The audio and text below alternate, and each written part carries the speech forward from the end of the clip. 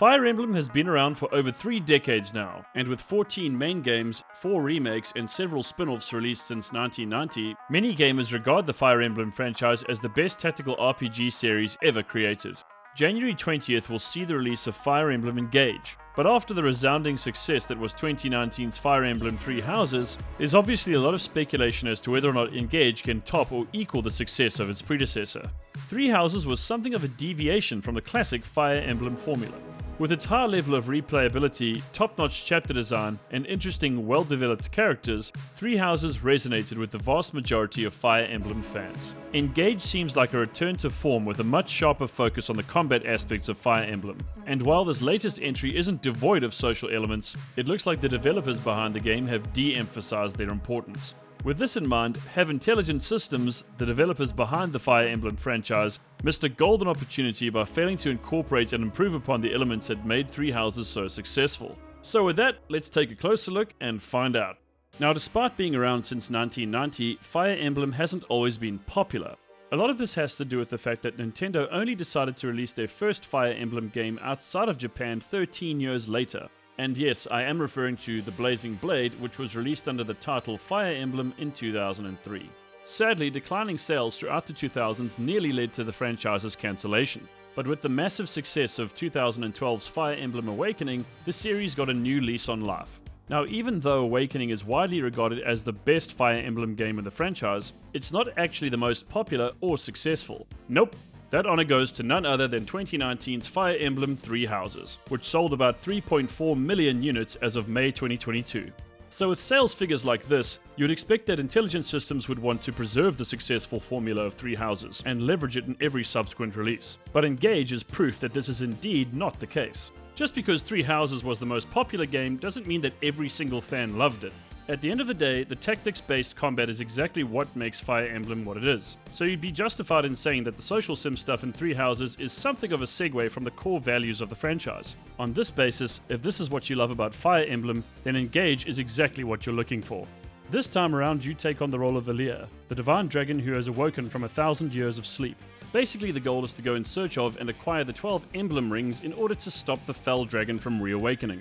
So the story itself may not be that complex or original. The plot seems like a mashup of The Hobbit and The Lord of the Rings, but maybe that's just me. Anyway, the story is passable, and besides that, action's what's important here. What is pretty interesting in Fire Emblem Engage is the emblem rings themselves. Each ring holds the emblem of a hero that appeared in an earlier Fire Emblem game. So much loved characters like Roy, Byleth, and Marth all have an important role to play in Fire Emblem Engage. Without getting into too much detail, these rings basically give any character who wields them extra bonuses and abilities. In addition, the more a character uses a given emblem, the more they will bond with it. For this reason, it's a good idea to share these emblem rings amongst your characters so that they can develop various different bonds and choose from a wide selection of bonus passives. Then there's also bond rings that you can forge using bond fragments. In order to earn these, you'll need to do side quests and activities at the Somniel, which is basically your home base. Right now, the only known activities consist of interacting with Somi and, you guessed it, fishing.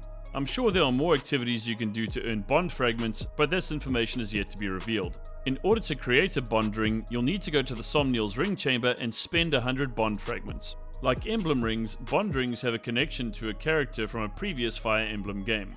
Bond rings aren't quite as powerful as emblem rings, but any character equipped with a bond ring will get a slight boost in their stats. Also, you can meld one or more bond rings of the same type to create a bond ring of a higher rank. Bear in mind that you'll also need bond fragments to meld rings, and the higher the rank of the rings, the more bond fragments you'll need to spend. Outside of bond rings, bond fragments are required in order to do emblem training at the arena. Here you'll go up against an emblem of your choice in a mock battle in order to increase your character's bond with that emblem. As long as you have sufficient bond fragments, there's pretty much no limit to the amount of emblem training you can do at the arena.